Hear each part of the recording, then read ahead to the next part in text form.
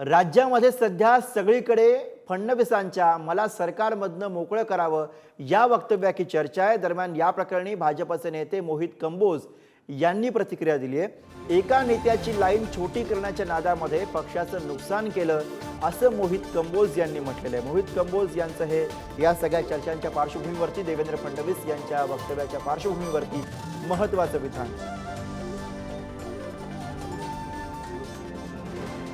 एका नेत्याची लाईन छोटी करण्याच्या नादामध्ये पक्षाचं नुकसान झालं असं मोहित कंबोज म्हणतात।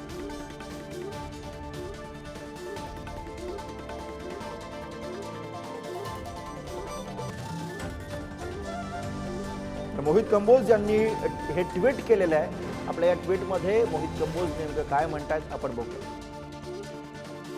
भाजप महाराष्ट्र आणि भाजप मुंबईला वास्तव तपासण्याची गरज आहे असं मोहित कंबोज यांनी म्हटलं।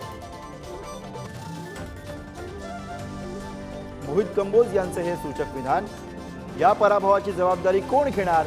सिर्फ एक आदमी की लाइन छोटी करने के चक्कर में पार्टी का नुकसान किया असं मोहित कंबोज यांनी आपल्या या एक्सपोज मध्ये ट्वीट मध्ये म्हटलेलं आहे।